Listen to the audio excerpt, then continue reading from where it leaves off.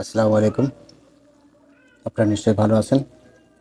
যে যেখানে থাকেন, যেখান থেকে দেখছেন, সবাই ভালো থাকেন এই শুভকামনা করি। আজকে আমি যে বিষয় নিয়ে কথা বলবো তা হলো বাংলাদেশ আওয়ামী লীগ। বাংলাদেশের একটি প্রাচীনতম সংগঠন, তার সাংগঠনিক দুর্বলতার দিক নিয়ে। আপনারা জানেন ৭৫-এর 15 আগস্টে জাতীয় জনক বঙ্গবন্ধুকে হত্যার মাধ্যমে দিয়ে এদেশে আওয়ামী লীগকে নিশ্চিহ্ন করার চক্রান্ত চলেছে। ঠিক ওই সময় আওয়ামী লীগের নাম উচ্চারণ করা খুব কঠিন হয়েছিল। সেই আওয়ামী লীগ জননেত্রী শেখ হাসিনার হাত ধরে দীর্ঘ 22 বছর পর 1996 সালে আবার রাষ্ট্রীয় ক্ষমতা আসেন। তো ঠিক 92-93 সালের দিকে আমি ছাত্রলীগের রাজনীতি শুরু করি। আমার ভালো মনে আছে, এলাকায় আওয়ামী লীগের হাতে গোনা কয়েকজন ছাড়া কাউকে পাওয়া যেত না। আওয়ামী লীগের নাম উচ্চারণ করা যেত না। আওয়ামী লীগের কথা বলে মানুষ নাক সিটকাতো, দূরে সরে যেত। ঠিক সেই সময় আমার যতদূর মনে পড়ে, আমার ইউনিয়নের আওয়ামী লীগের সভাপতি ছিলেন, সেক্রেটারি এবং উপজেলা আওয়ামী লীগের সভাপতি, এই কয়েকজন মিলে এই দলটাকে সুসংগঠিত করার চেষ্টা করা হয়। তো সেই সময় আওয়ামী লীগের প্রতিটা ইউনিয়ন, ওয়ার্ড, এমনকি কোথাও কোথাও গ্রাম পর্যায়েও কমিটি করা হয়। পাশাপাশি যুবলীগের ইউনিয়ন কমিটি, ওয়ার্ড কমিটি, আঞ্চলিক কমিটি পর্যন্ত করা হয়। ছাত্রলীগের ক্ষেত্রে ঠিক তাই। আমি তখন রানিং ছাত্রলীগের ইউনিয়ন কমিটি, ওয়ার্ড কমিটি, প্রথমে ওয়ার্ড কমিটি, তারপরে ছাত্রলীগ, এবং সাংগঠনিক কায়দায় কৃষক লীগ, এই সংগঠনগুলো পরিপূর্ণ করা হয়। একটা রাজনৈতিক দলের ভিত্তি কিন্তু তৃণমূল। একটা তৃণমূলে যদি এতগুলি সংগঠন অ্যাক্টিভ থাকে, আমার যতদূর মনে পড়ে ওই সময় এই ছাত্রলীগ এবং যুবলীগকে একত্রিতভাবে কাজ করার জন্য একটা কমিটি করা হয়েছিল। সেই কমিটি ছাত্রলীগ যুবলীগ ঐক্য পরিষদ নামে একটা কমিটি ছিল মাসপাইডনে।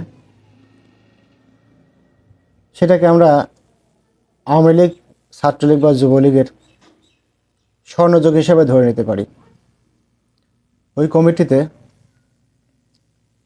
যারা দায়িত্বে ছিলেন, অধিকাংশ লোক দায়িত্বশীল ছিল, দলের প্রতি ভালোবাসা ছিল, একনিষ্ঠ ছিল। তাদের মধ্যে অর্থনৈতিক লোভ ছিল না, দুর্নীতি ছিল না। ঠিক সেই কারণেই সেই কমিটির হাত ধরে সারা বাংলাদেশে এই চিত্র ছিল, এবং সেই কমিটির হাত ধরে শেখ হাসিনা কিন্তু 1996 সালে ক্ষমতা আসেন। এরপরে আওয়ামী লীগের সমর্থক বাড়তে থাকে, আওয়ামী লীগের জনপ্রিয়তা বাড়তে থাকে, অনেক বাড়তে থাকে। এক পর্যায়ে ঈশ্বর নিয়ে বলা যায়।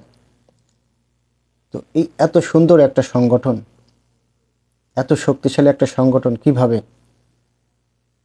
এত খারাপ পর্যায়ে চলে গেল? আমার কাছে যেটা মনে হয়,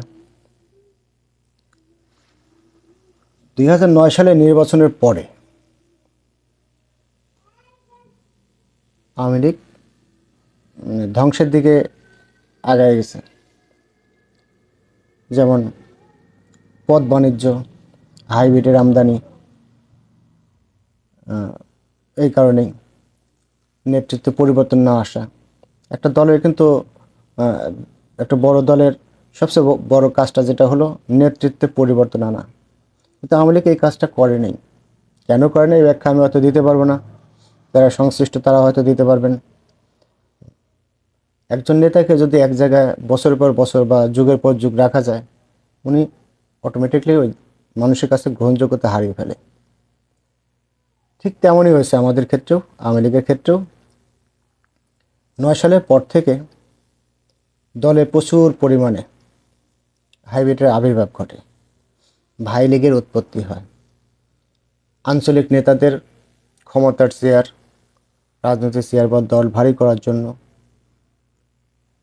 যত প্রকার হাইব্রিড আছে, বিএনপি, জামাত, অন্যান্য দল থেকে প্রচুর পরিমাণে হাইব্রিড ইম্পোর্ট করা হয়েছে, শুধুমাত্র ভাই লীগের হাত শক্তিশালী করার জন্য, বিশেষ করে চেয়ারম্যান, উপজেলা চেয়ারম্যান বা এমপি তাদের নিজের প্রয়োজনে, দলের সভাপতি সেক্রেটারি নিজের প্রয়োজনে।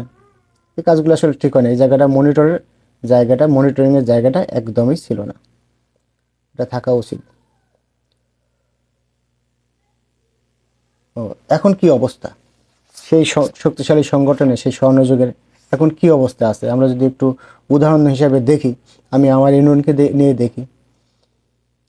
বর্তমানে মাসপা ইউনিয়নের যে আওয়ামী লীগের কমিটি আছে, সভাপতি এবং সেক্রেটারি, যিনি দীর্ঘদিন ভারপ্রাপ্ত সেক্রেটারি থেকে এখন সাধারণ সম্পাদকের থেকে দায়িত্ব নিয়েছেন, তাও তো প্রায় 2 বছর হয়ে গেল। এই কমিটিটা দীর্ঘদিনের কমিটি। এই একই মুখ, একই চেয়ারে মানুষ কতদিন দেখবে? পরিবর্তন দরকার। পাবলিক বলে পরিবর্তন দরকার, পরিবর্তন ছাড়া কোনো কিছুই হবে না। এই আওয়ামী লীগের ওয়ার্ড কমিটির দিকে যদি তাকাই, দেখেন ওয়ার্ড কমিটিতে 2জন ব্যক্তি অ্যাক্টিভ পাবেন, সভাপতি আর সেক্রেটারি। কোথাও কোথাও তো নেই, অনেকে মারা গেছেন, সে জায়গাগুলি অন্যভাবে পূরণ করা হয়েছে কাউন্সিলের মাধ্যমে, এমনি এমনি পকেট কমিটির মাধ্যমে বা প্রেস কমিটির মাধ্যমে পূরণ করা হয়েছে। এই সভাপতি বা সেক্রেটারিকে আপনি যদি জিজ্ঞাসা করেন যে আপনার কমিটির আর কয়জনের নাম আপনি জানেন, আমার বিশ্বাস বলতে পারবে না। 2-1জন হয়তো বলতে পারবে, তাছাড়া বাদ বাকি কেউ প্রয়োজন বলতে পারবে না। তো এই 2জন লোক নিয়ে যদি একটা কমিটি চলে, একটা ইউনিট চলে, তাহলে সেই দলের সাংগঠনিক অবস্থা কতটা মানে খারাপ অবস্থা, সেটা একটু কল্পনার বিষয়। ঠিক যুবলীগের ক্ষেত্রে একই অবস্থা। মাসপা ইউনিয়ন যুবলীগের কমিটি আছে, এখনও রানিং কমিটি। সেই কমিটির বয়স কমপক্ষে প্রায় 8-10 বছর তো হয়ে গেছে। এর মধ্যে আর নতুন কোনো কমিটি হয় নাই। হাতে গোনা 3-4জনকে অ্যাক্টিভ দেখা যায়, আর কেউ নেই। এর মধ্যে অনেকেই আবার হলো বিএনপি রাজনীতির সাথে জড়িত দেখি, জামাতের রাজনীতির সাথে জড়িত দেখি, তাদের কণ্ঠে এখন জামাতের সুর, বিএনপির সুর। তারা চলে গেছে, বিদায় হয়ে গেছে। হয়তো তারা হাইব্রিড ছিল, তাই হয়তো চলে গেছে। ছাত্রলীগের ক্ষেত্রে আরও ভয়ঙ্কর অবস্থা। মাসপাড়া ইউনিয়ন ছাত্রলীগের 2জন সদস্যকে আমরা চিনি, সভাপতি এবং সেক্রেটারি। তাদের বাচ্চা কাচ্চা হাই স্কুল লেভেল পর্যন্ত পড়ে। তাহলে কতদিন বয়স আগেকার এই কমিটি হলে তাদের বাচ্চা কাচ্চা হাই স্কুল লেভেলে পড়তে পারে? একটু চিন্তা করেন। এর মধ্যে কোনো কমিটি আজ অবধি হয়নি। তো না হওয়ার পিছনে বা এই কমিটি না করার পিছনে কার হাত বা কার অবহেলা, এটা হয়তো দলের দেখার সময়। এত অবহেলা আসলে ঠিক হয়নি। তবে আর ওয়ার্ড কমিটি তো কল্পনাই করা যায় না।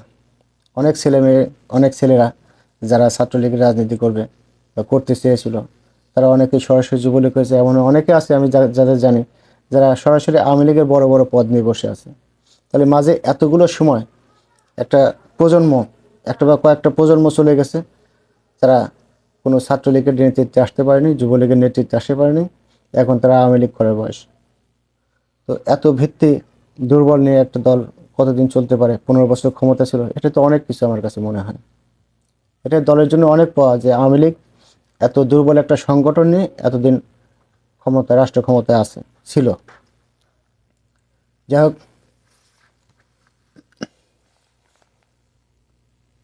লোকমুখে শোনা যায়, মানুষের মুখে আলোচনা শোনা যায় আওয়ামী লীগ ফিরবে। অনেকের ধারণা হয়তো প্রতি বিপ্লবের মাধ্যমে ফিরবে, অথবা ভোটের রাজনীতি করে, সাংগঠনিক শক্তিকে শক্তিশালী করে ভোটের মাধ্যমে হয়তো আবার রাষ্ট্রীয় ক্ষমতায় আসবে। আমি প্রথমটাতে না, আমি দ্বিতীয়টাতে বিশ্বাসী। রাজনীতি করার পথ তৈরি হোক, আওয়ামী লীগ মাঠের রাজনীতি করুক, সংগঠন শক্তিশালী করুক, জনপ্রিয়তা বৃদ্ধি করুক, তারপরে ভোটের মাধ্যমে ক্ষমতায় আসবে। এটা আমার প্রত্যাশা। প্রতি বিপ্লব এটা আসলে আমরা একটা ধোঁয়াশার মধ্যে বাস করছি। অনেকের ধারণা হয়তো ট্রাম্প ক্ষমতায় আসলে ইউনূস সাহেবের সাথে তার সম্পর্ক খারাপ আছে, উনি ধাক্কা দিয়ে ফেলে দেবে। এটা আমার কাছে এতটা বিশ্বাসযোগ্য মনে হয় না। যাক,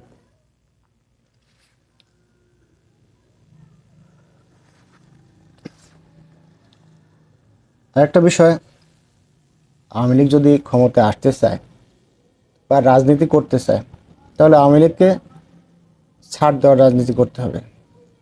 কেমন ছাড় দেওয়ার? সেটা হলো দুর্নীতিগ্রস্ত সন্ত্রাস, চাঁদাবাজ, অজনপ্রিয়, হাইব্রিড, এদেরকে ত্যাগ করতে হবে। ফ্রেশ যারা আছে, যাদের নামে কোনো অভিযোগ নেই, সন্ত্রাসী কার্যকলাপ নেই, চাঁদাবাজি করে না এবং জনপ্রিয়তা আছে, তাদেরকে নিয়ে একটি সুন্দর সংগঠন তৈরি করতে হবে, কমিটি তৈরি করতে হবে।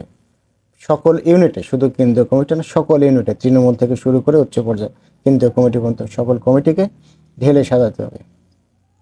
এটা শুধু আমার কথা না, এটা হলো পাবলিকের কথা, জনগণের, যারা দলের সমর্থক যারা আছেন, যারা দলকে ভালোবাসেন, তাদের প্রত্যেকেরই চিন্তাভাবনা। দল সংশোধন হবে, রাজনীতি পথ তৈরি হবে, হয়তো ভোটের মাধ্যমে আমরা আবার ক্ষমতায় আসব। তো পরিশেষে সবারই প্রত্যাশা দল সংস্কার করে সুসংগঠিত হোক, আবার রাষ্ট্রীয় ক্ষমতা আসুক, এই আশা ব্যক্ত করে আমার কথা